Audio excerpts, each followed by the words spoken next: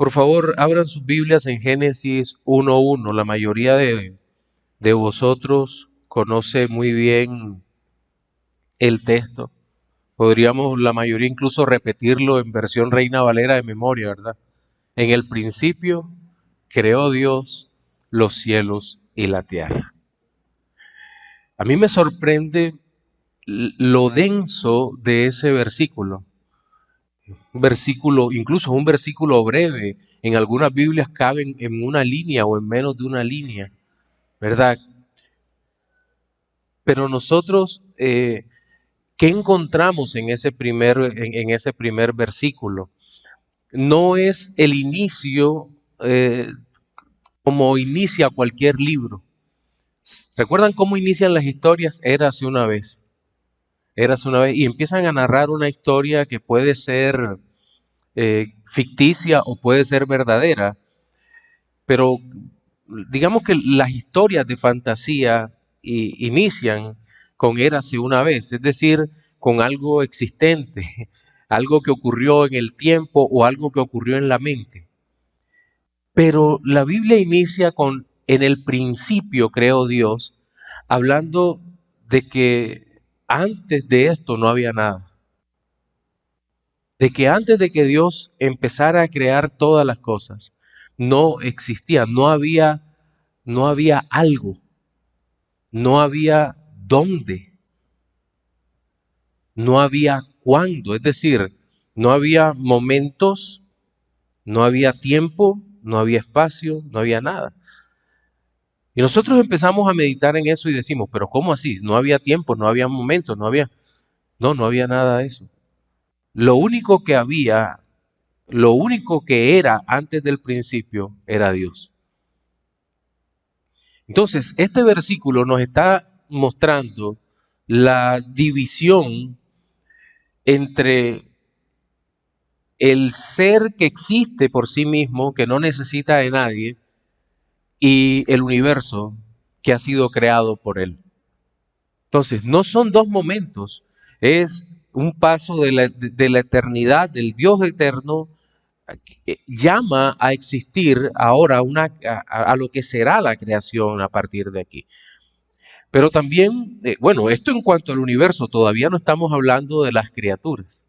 Estamos hablando del universo, la materia empieza a existir. Y también entendemos por este relato, aunque metido en el misterio, que van a empezar a existir unos seres espirituales, algunos llamados ángeles, pero hay otra cantidad de criaturas en los cielos. Las únicas criaturas no son los ángeles, se habla de serafines, de seres vivientes, de querubines. En la carta a los Efesios el apóstol Pablo da otro, es decir, empiezan a existir unas figuras que no son humanas, son angelicales, son criaturas celestiales, o como los cantamos en el himno, célicas criaturas que han sido creadas no a imagen de Dios, pero sí para empezar en este universo que el cual Dios ha creado. Al parecer están todas esas criaturas allí pendientes, allí presentes ahora, atendiendo el llamado de Dios. Es decir, que también entendemos a partir de este versículo que va a existir una diferencia eterna entre el creador y la criatura. Una diferencia insalvable. A pesar de que estos seres creados son seres poderosos, seres que habitan cerca de Dios, en Isaías capítulo 6, nosotros nos vamos a encontrar con que el profeta Isaías dice que en el año en que murió el rey Usías, él va a tener aquella visión en donde ve al Señor sentado en un trono alto y sublime, y luego ve estos seres que vuelan alrededor de él con 6 alas, cubren sus caras con un par, vuelan con otro par y cubren sus pies en señal de reverencia, y que continuamente están diciendo santo, santo, santo en forma antifonal. Y nos llama la atención que algunos llegamos a pensar en algún momento de nuestra vida que la única función de esos seres es decir todo el día santo, santo, santo. No, creo que esto es una representación bíblica de la perfección de la adoración en la presencia de Dios, pero que seguramente hay muchas más expresiones delante de Dios, y estos seres magníficos, sabios, adoran a Dios con todo lo que son. Han sido creados para la alabanza y adoran a Él, pero siguen siendo seres limitados porque, como diría alguien, la omnipotencia no es transferible ni comunicable, como tampoco la eternidad. ¿Por qué? Porque el único ser, ni la omnipresencia es transferible. Son atributos que Dios no comunica. Siempre va a haber esa diferencia entre Dios y la criatura.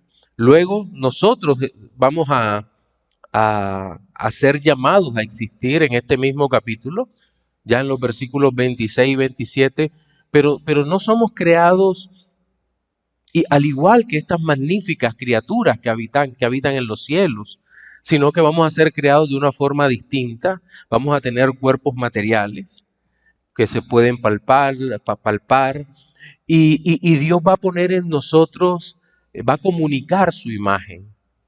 Sí. Pero bueno, nuestro curso no es de antropología, sino que vamos a tratar es de contemplar al ser de Dios. No voy a dar todo el plan de curso. Hoy espero entregárselos en las clases por Zoom. Quiero aprovechar al máximo esta conferencia. Pero quería decir pues que hoy vamos a tratar de estar viendo la idea de Dios, una evaluación preliminar, hablar un poco sobre el teísmo, algunas formas también de antiteísmo. No digo ateísmo, sino antiteísmo. El ateísmo es una de las doctrinas o una de las creencias que forma parte del antiteísmo, y hablar de algunos argumentos sobre la existencia de Dios. Vamos a tratar de cubrir esto de forma breve, pero quería compartirle esto brevemente. Bien, pero hablemos entonces del origen de la idea de Dios. En Romanos capítulo 1, versículo 18, vamos a leer dos textos. El primero, Romanos capítulo 1, versículo 18. Del 18 al 23 me parece que podemos leerlos. Y luego vamos a leer Juan 4, 24. Romanos 1, 18 al 23 dice: porque la ira de Dios se revela desde el cielo contra toda impiedad e injusticia de los hombres que detienen con injusticia la verdad. Atentos, porque lo que de Dios se conoce les es manifiesto, pues Dios se lo manifestó.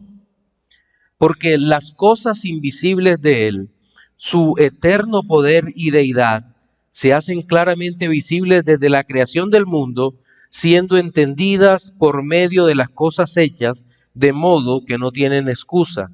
Pues habiendo conocido a Dios, no le glorificaron como a Dios, ni le dieron gracias, sino que se envanecieron en sus razonamientos, y su necio corazón fue entenebrecido.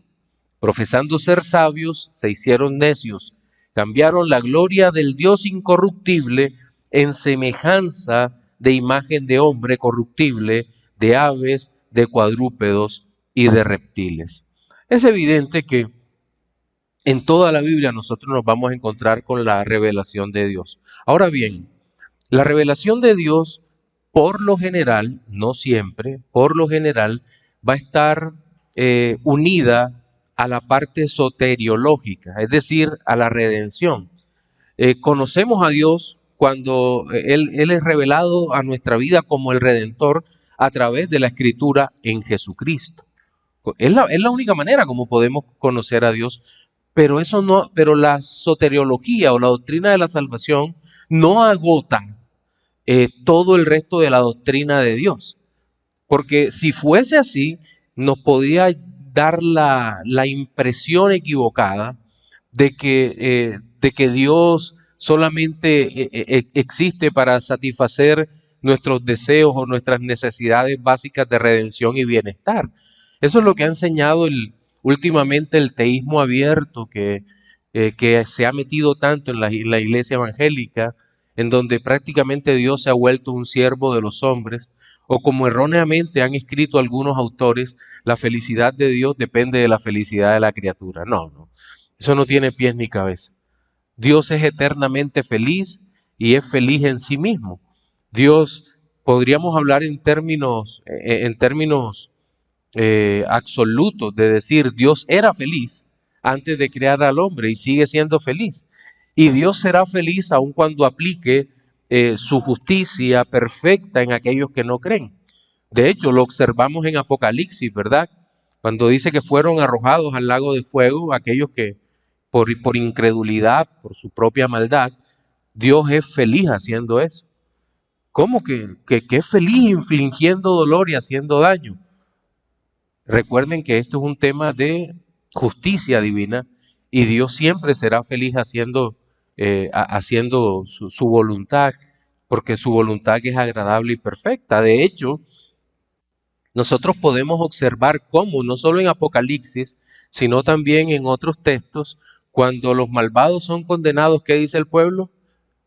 Gloria a Dios, porque para siempre es su misericordia. Lo vemos en toda la Biblia, ese binomio de salvación, condenación, salvación para el pueblo de Dios, condenación para el impío. Poniendo un ejemplo, el cruce del Mar Rojo. El pueblo pasa en seco, y las aguas caen sobre el ejército de Egipto. Mueren todos y empiezan los cánticos. Gloria a Dios porque nos ha librado, porque para siempre es su misericordia. Entonces, Dios siempre es feliz en sí mismo. Dios no necesita de la criatura para ser feliz. Pero el hecho es que Dios se revela desde el cielo, se revela en la naturaleza, y nosotros podemos ver que Dios se da a conocer. Ahora, no se va a dar a conocer en la naturaleza como redentor. El hombre caído no puede conocer a Dios como redentor. Lo puede conocer como Dios creador, como Dios que ha ordenado todas las cosas, como Dios de belleza absoluta. La belleza no es un concepto subjetivo como nos han hecho creer. La belleza es una realidad. Dios como creador, como artista supremo, que ha creado todas las cosas y le ha puesto su firma. La firma aparece en Génesis capítulo 1, ¿verdad? Y vio Dios que era bueno, y vio Dios que era bueno, y vio Dios que era muy bueno. Es como si Dios estuviese firmando en el universo con su nombre, Dios, hecho por mí, hecho para mi gloria. El Señor hace todas las cosas para su gloria. Lo que de Dios se conoce les es manifiesto, pues Dios se lo manifestó. Y luego nos habla de las cosas invisibles de Dios. Claro, Dios es invisible para nosotros, humanamente hablando, desde la perspectiva material, pero Dios no es invisible para Él mismo. Y Dios se conoce, y no solo se conoce, sino se conoce perfectamente. El ser humano, la criatura no se conoce a sí mismo perfectamente. Dios se conoce perfectamente. Entonces, el pecado no le permite al hombre ver a Dios, no le permite contemplar a Dios, no le permite deleitarse en Dios, sino que hay en el hombre una profunda tristeza cuando Dios es revelado ante sus ojos. Recuerden a Adán después del pecado. ¿Qué trata de hacer Adán?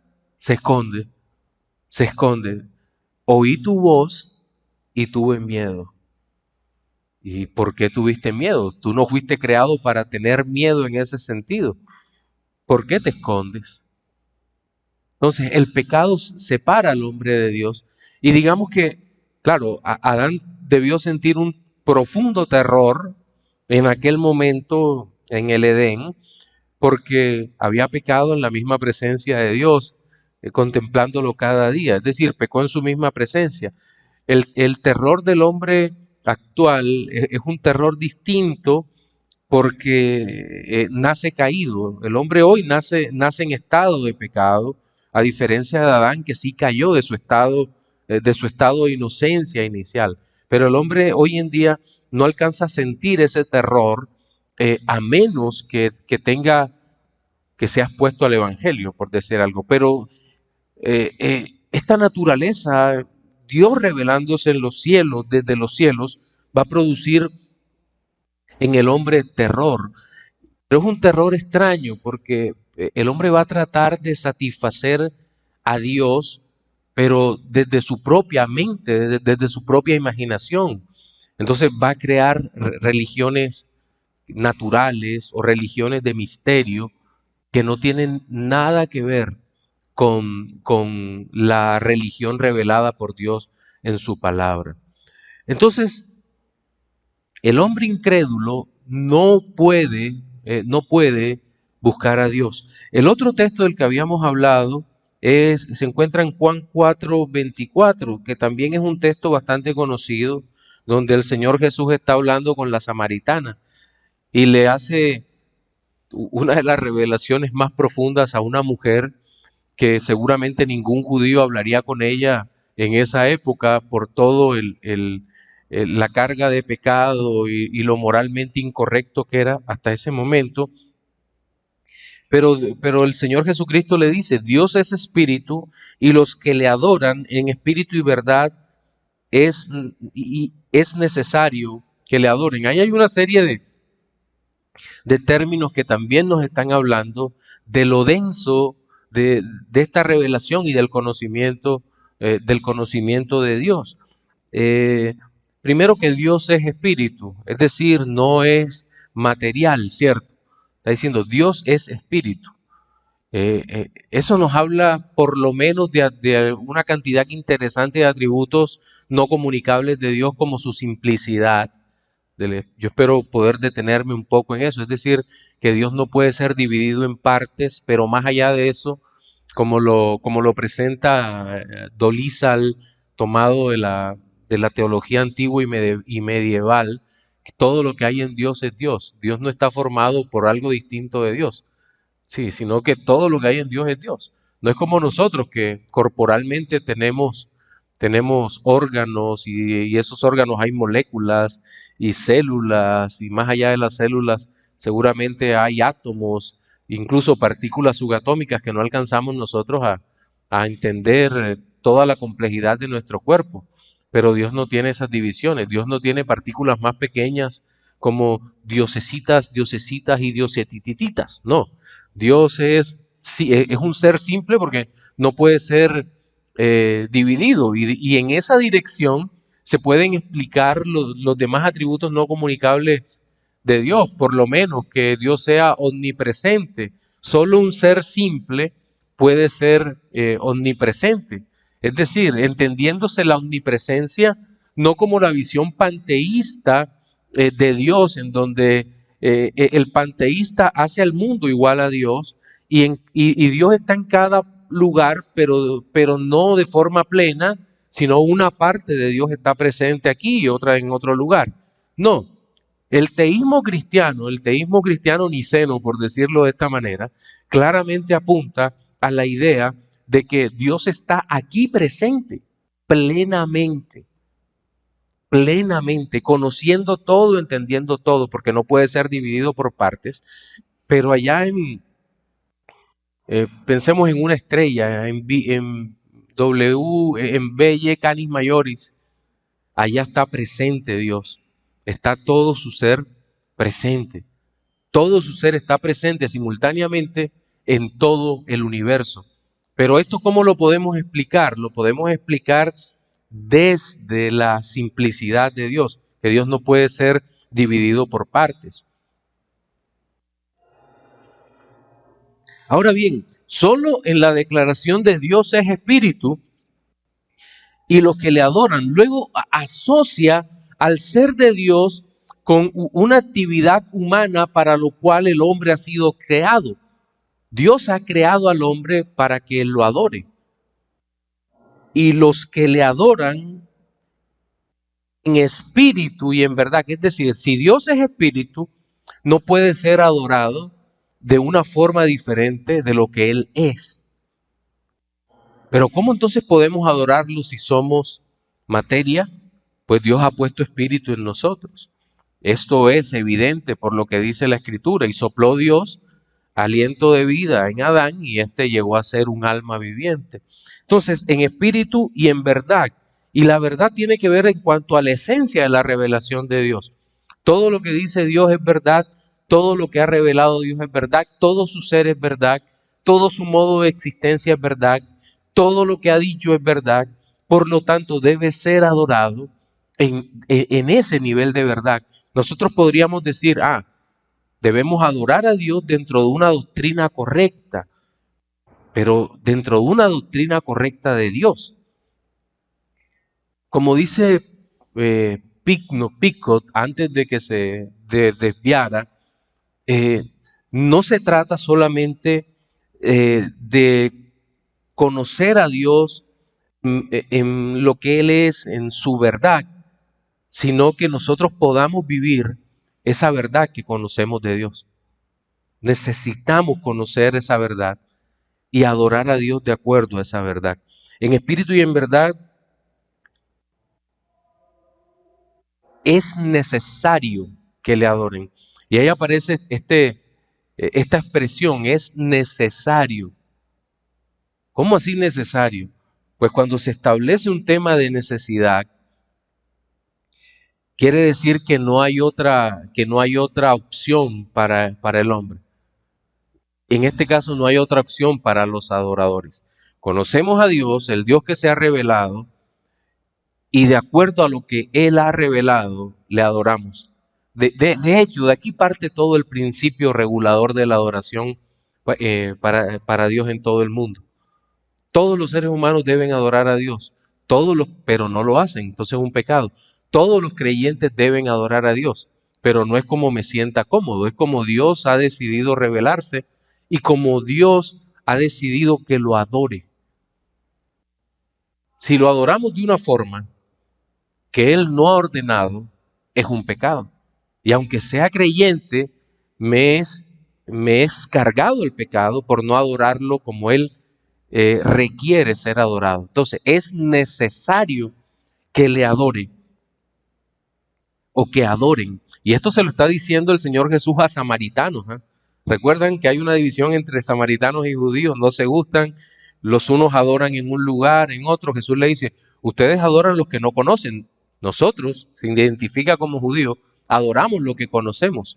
Ustedes dicen que hay que adorar allá, nosotros adoramos en Jerusalén. Pero entonces viene lo otro, llegará el día en que ni en este lugar ni en Jerusalén se adore.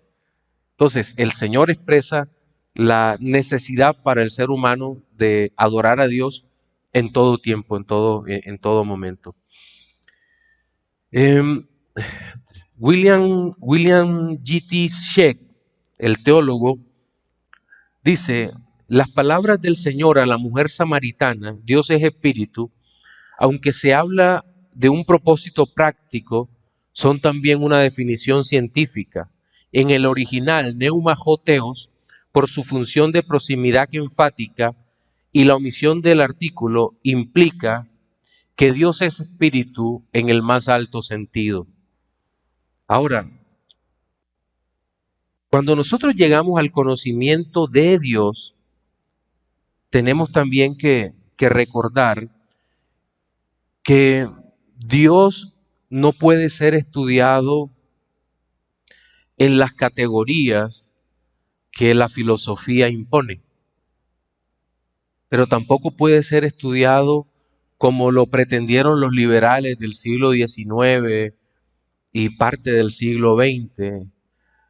No puede ser estudiado de esa manera. ¿Por qué? Porque Dios no pertenece a una categoría particular de seres.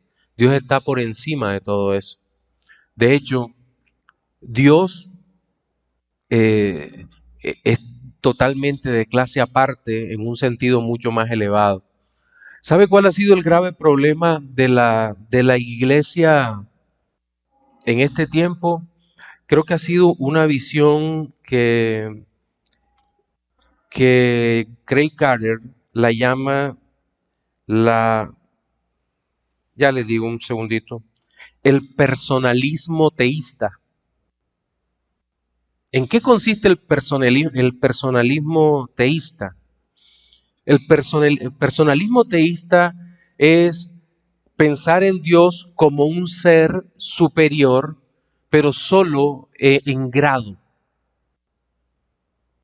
Es decir, Dios es como nosotros, pero más poderoso. Es como nosotros, pero más sabio. Es como nosotros, pero más santo. No, no es cierto. Dios no es como nosotros. Dios ha puesto su imagen en nosotros, pero Dios es, y voy a usar la definición de un neortodoxo, que ojalá no lo lean, como es Barr, donde dice, Dios es el absolutamente otro,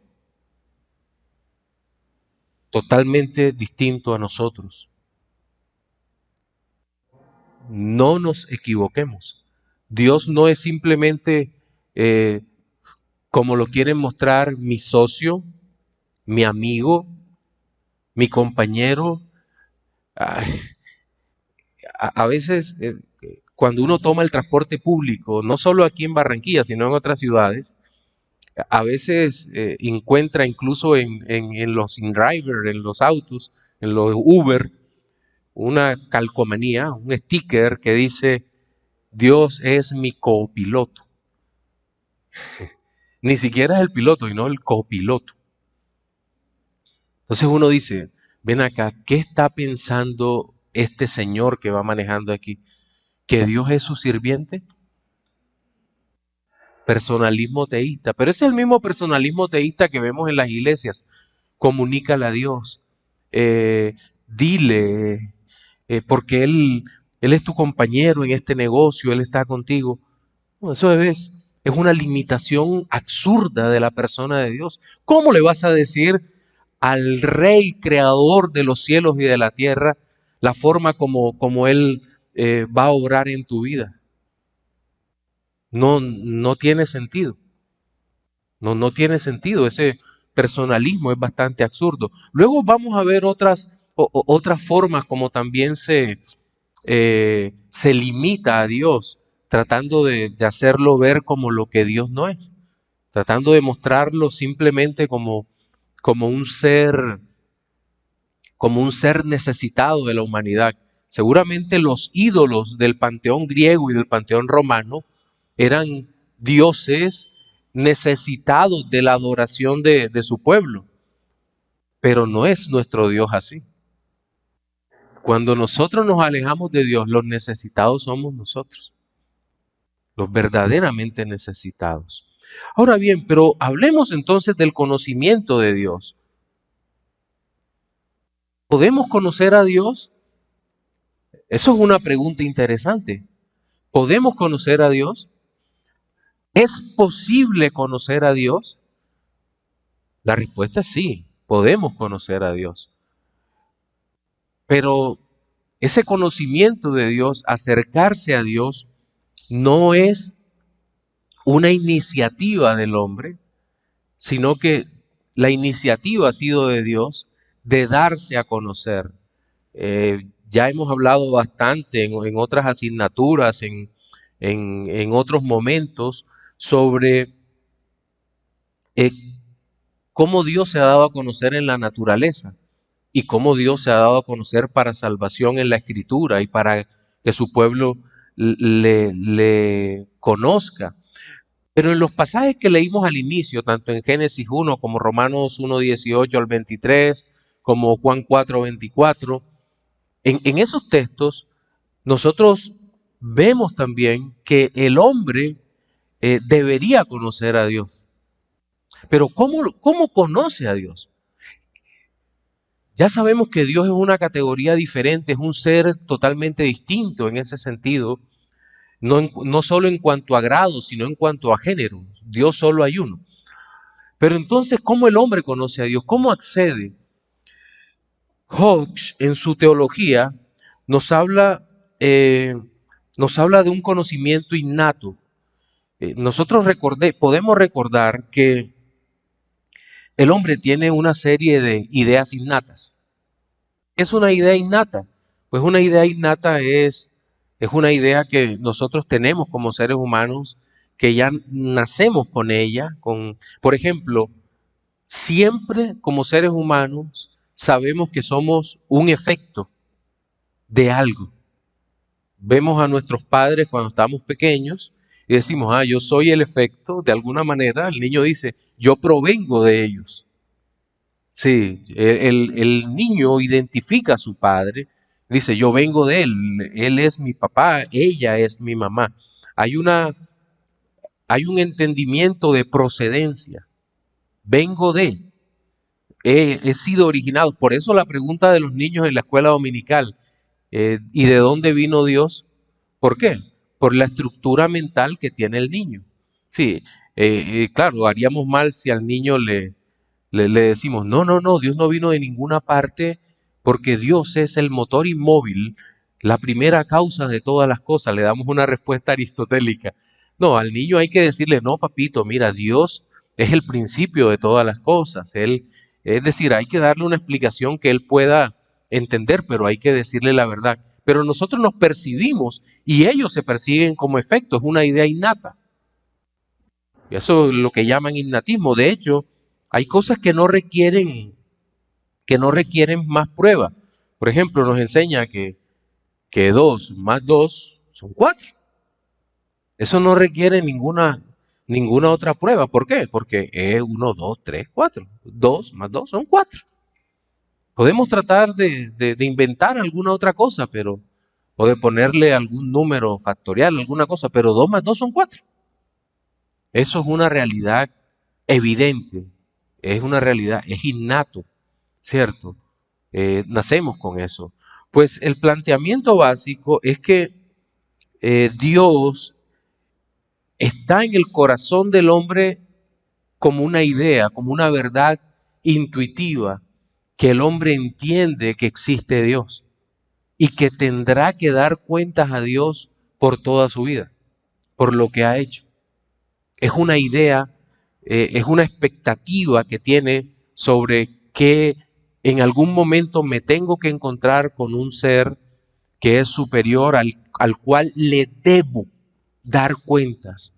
Es decir, yo no soy un ser autónomo, no soy un ser independiente, sino que soy un ser, soy una contingencia que existo, pero que necesariamente no existo para mí mismo. Por eso es que el individualismo es tan perverso y tan destructivo. Hacerle creer a las personas que existen para sí mismos o para su propia gloria. No, nuestra mente apunta en la dirección de que hay un Dios y que a ese Dios le tenemos que dar cuenta y que procedemos de Dios. Esas son intuiciones verdaderas de la mente. También el intelecto tiene intuiciones verdaderas. Por ejemplo, sabemos cuándo es un triángulo, nos lo enseñan y decimos, bueno, un triángulo tiene 3 lados y 3 ángulos. O un cuadrado tiene 4 lados y 4 ángulos. Eso está allí. Un círculo es redondo. Son convicciones que aparecen ahí en nuestra mente, que están allí eh, presentes, pero también hay verdades morales que la mente reconoce intuitivamente, como dice Hodge. ¿Cuáles son esas verdades morales? La diferencia entre el bien y el mal. Tendrá uno que ser un psicópata para no reconocer la diferencia entre lo bueno y lo malo. Ahora, alguien me puede decir, pastor, pero el mundo, ¿cómo va hoy en día el mundo que ha relativizado moralmente todas las cosas, las agendas woke y todo esto que está destruyendo el mundo en la actualidad, se basa en la negación del bien moral? Pues justamente esa negación del bien moral es combatida incluso intuitivamente por personas que no son creyentes. Solamente veamos el caso de los Estados Unidos ahora. La gente se cansó de toda esta agenda, de la agenda woke, de todo esto. La muerte de niños se llama, el asesinato masivo de niños no nacidos, es una perversión. La mente lo entiende como malo, como destructivo, eso que está ocurriendo. El hecho de que un hombre salga con un vestido y diga yo me percibo como una niña, pues eso está mal. Son verdades que no, tú puedes trabajar en la mente, pero alguien se va a revelar y va a decir eso está malo. ¿Se acuerdan del cuento de, creo que, no sé si es de los hermanos, creo que es de Hans Christian Andersen, el del nuevo traje del emperador, donde le empiezan a pedir mucho oro al emperador para hacerle un vestido hermoso, pero el vestido solo lo ven los inteligentes? ¿Sí se acuerdan de esa historia? ¿Alguno la vio en la escuela o en la universidad? Sí, entonces le empiezan a quitar oro al rey, hasta que llega un momento en que se lo entregan al rey. No le entregan nada, dice, aquí está su vestido, majestad, y espero que usted lo disfrute, porque solo lo ven los inteligentes. Y el tipo se queda, para no que pasar por bruto, dice, oh, qué hermoso es este vestido, qué gran costura tiene, es una verdadera obra de arte. Y lanzan al emperador a desfilar en paños menores. Y dice, miren el gran vestido del emperador que solo ven los inteligentes, y nadie dice nada por miedo a pasar por bruto, hasta que empiezan a gritar los niños, el emperador está desnudo, el emperador está desnudo. Y cuando los niños dicen, empieza la burla porque el emperador está desnudo, robaron al emperador. Yo creo que algo así está ocurriendo en nuestra época actual, ¿cierto? Donde se trata de disfrazar la verdad. No, el que los abortistas no son asesinos, son asesinos de niños. Los que se visten de mujer no son mujeres, son hombres, aunque se sientan mal. Y muchas otras cosas, verdades intuitivas, verdades morales que aparecen en la mente eh, y que el hombre las percibe y sabe lo que está bien y lo que está mal. El conocimiento de Dios es en muchas maneras innato al hombre. Aparece en la constitución de nuestra naturaleza. Es una verdad patente en la mente humana y la mente está obligada a sentir. Dice Hodge, tiene las características de universalidad y necesidad. Se debería observar que cuando la universalidad es hecha un criterio de verdades intuitivas, es una aplicación solo a aquellas verdades que tienen su fundamento o evidencia en la constitución de la naturaleza. Aparte de eso, como decía Tomás de Aquino, Dios es el único ser necesario en todo el universo. Nosotros no somos necesarios en el universo, pero Dios es el único ser necesario. ¿Por qué? Porque no solo porque creó todas las cosas, sino porque Él sostiene todas las cosas y en Él nos movemos. Es el único ser necesario por su bondad, por su misericordia y gracia, pero también por su justicia.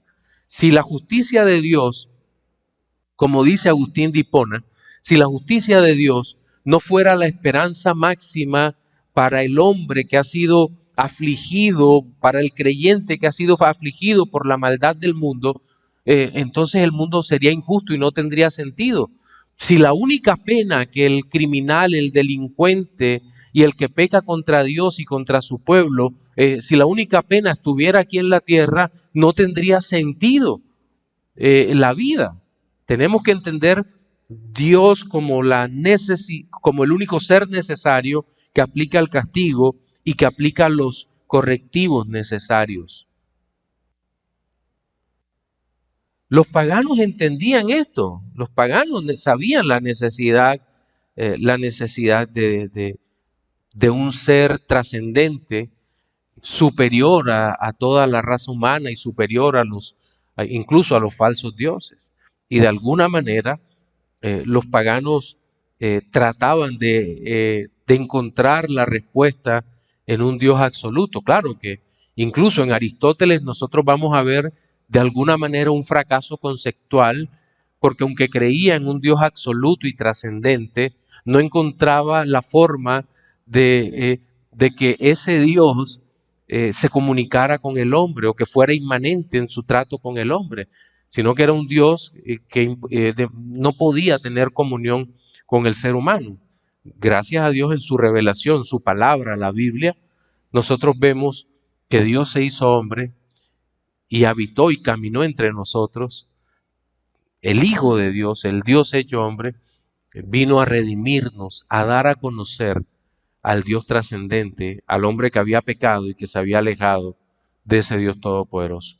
Bien, preguntas hasta acá. ¿Qué inquietudes tenemos en esta primera parte?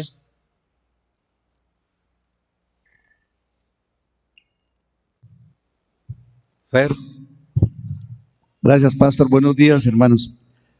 Pastor, Gálatas 5:22 nos dice, Gálatas 5:22 nos dice, aquí está. Mas el fruto del Espíritu es amor, gozo, paz, paciencia, benignidad, bondad, fe. ¿El gozo es lo mismo que la felicidad? Es mi pregunta. Algunos han dicho que no, que la felicidad le llaman como un estado temporal de alegría, mientras que el gozo es algo perpetuo, dicen. Yo no he hecho un estudio a fondo de eso que pueda decir, pero desde la perspectiva bíblica, el término que encontramos es gozo. Y lo encontramos como una acción directa del Espíritu de Dios obrando en el corazón de aquellos que han sido escogidos para salvación, de aquellos que han creído en Cristo y por gracia han sido salvados, como el fruto. Y fíjate que es una actitud que supera las situaciones cotidianas de la vida, la tristeza, incluso las pérdidas. El gozo del Señor aparece como algo que supera, como algo que Dios comunica, que Dios transmite a los redimidos. Y aquí sí hay una separación entre redimidos y no redimidos. Parece, por lo que vemos en la Escritura, el redimido recibe gozo, pero el no redimido no, porque es un fruto del Espíritu. Ok.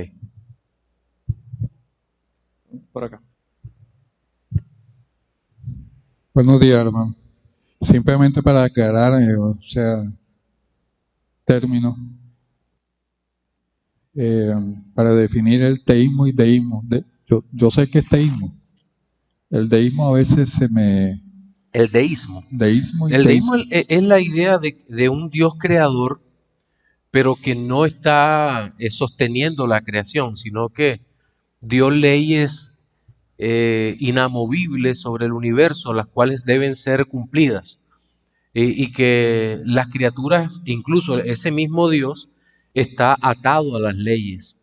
Eso es lo que cree el deísmo. De hecho, el deísmo tuvo una influencia, desde el siglo pasado ha tenido una influencia fuerte dentro de las iglesias evangélicas, porque han hecho creer que Dios está atado a las leyes. Por ejemplo, toman un texto como Malaquías, probadme en esto si yo no abro las ventanas de los cielos. Entonces, no, Dios está obligado a cumplir su palabra. No, un momento. Dios es el legislador, pero claramente las leyes son para nosotros. Dios está por encima de todas esas leyes.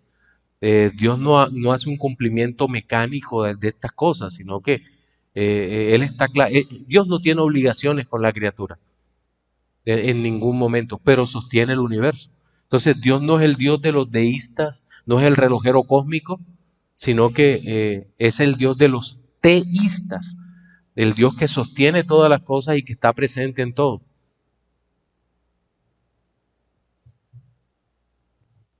Buenos días, hermanos, pastor. Bueno, primero voy a hacer un pequeño aporte y después lanzo la pregunta.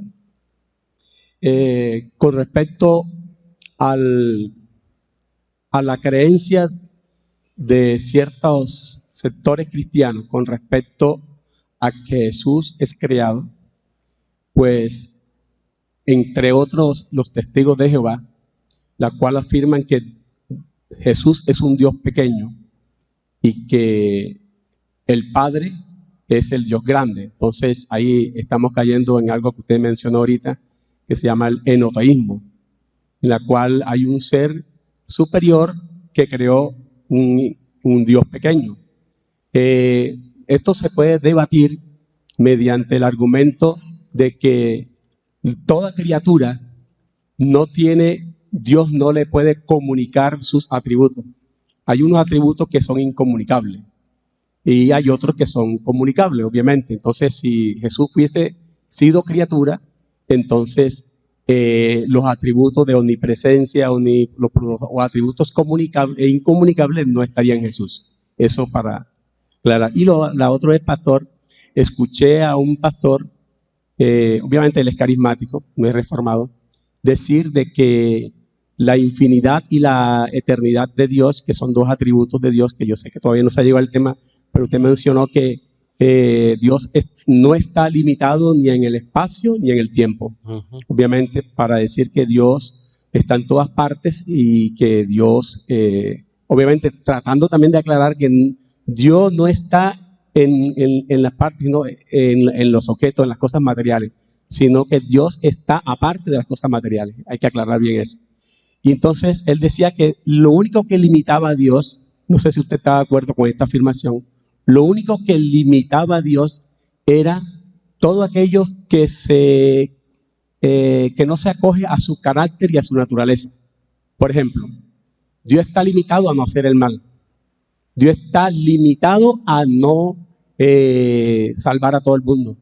Entonces, no sé si usted está de acuerdo con esa posición. No conozco el contexto, pero lo que pasa allí es que cuando dice que Dios está limitado para no hacer ciertas cosas, como Dios no puede mentir, Dios no puede hacer ningún tipo de mal, Dios no puede actuar en contra de su propio carácter, eso no es una limitación, porque todo aquello que es contrario a la naturaleza de Dios es pecaminoso y destructivo, y lo que denota es ausencia de Dios, es lo que conocemos como el mal. Entonces no es una limitación. De hecho, Edwin Palmer, que es un gran escritor, dice en alguna parte, no, Dios ni siquiera Dios tiene libertad total porque Dios no puede hacer el mal. Parece que Palmer, no sé si hubo un problema de traducción del libro, pero es evidente que eso no es una limitación. Eso no es una limitación para Dios. La limitación la tenemos nosotros como seres humanos, como criaturas, porque podemos hacer el mal. Porque la absoluta libertad consiste en no poder hacer el mal, en no poder. Por eso nuestro estado final de gloria y gozo se va a caracterizar por no poder hacer el mal. Entonces ahí hay verdadera libertad para poder adorar y buscar a Dios. Dios no tiene limitaciones, ningún tipo de limitaciones, ni nada lo puede limitar a Él. De hecho, si uno dijera, bueno, el mal, recuerden que en el infierno la presencia de Dios está de forma plena, pero a través de su justicia y manifestando la ira santa en contra de todas aquellas cosas que no le dan gloria.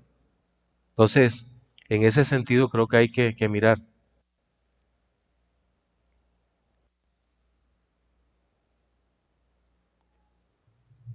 Pastor, para aportar un poquito de lo que es la limitación, Ajá. para indicar que Dios no está limitado, sino es su naturaleza, que es diferente, son dos cosas diferentes. Por ejemplo, el agua moja, entonces dice, el agua está limitada a no mojar. Sí, no, es No natural, tiene, no tiene sí, límite. no tendría Esa es su sentido. naturaleza, correcto. Ok, muchas gracias, pastor. Muy bien.